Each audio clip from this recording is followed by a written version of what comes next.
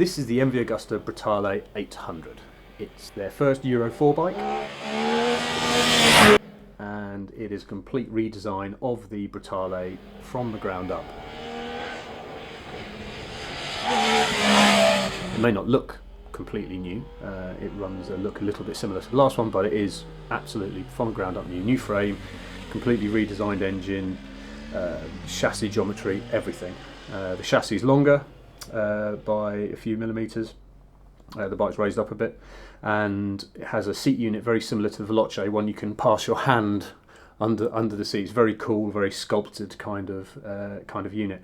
The bike itself is a real surprise, and that's to say the least. The previous Brutale and the Brutale 800RR were brilliant bits of kit, absolutely bonkers, completely crazy, and they weren't necessarily bad, but this is such a cut above already that it's actually taken all of us by surprise just how good it is.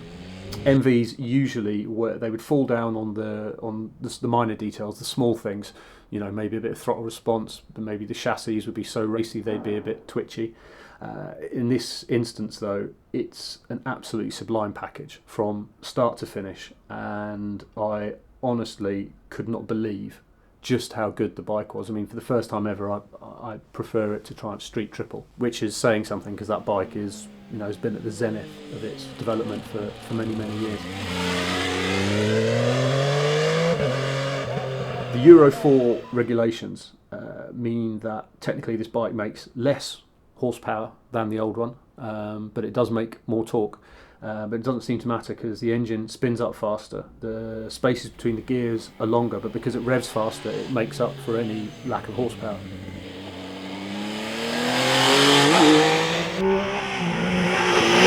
But the handling is so assured, it is just beautiful. The changes they've made to the chassis by lengthening it, it just works. It's lost none of the quick steering. But what it isn't anymore is twitchy. There's no need for a steering damper on this bike, and on the previous Brutale and most MVs you kind of want a steering damper just for that peace of mind. The launch itself was interesting because MV had gotten into a little bit of trouble with the local police. One of their test riders sadly got a ban for speeding, so when it came to doing the photographs we were stuck to the link roads between the hotel golf courses that we were staying at. Now, the link roads are all well and good, but they're barely used and really, really dusty, so it was really hard to get any action going.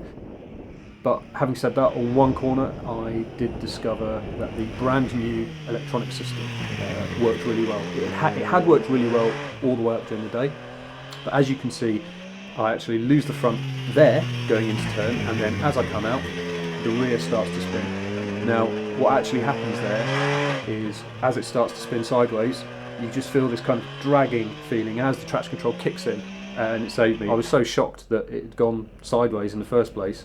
If it hadn't had traction control on, it would have probably kept going and I'd be in a ditch.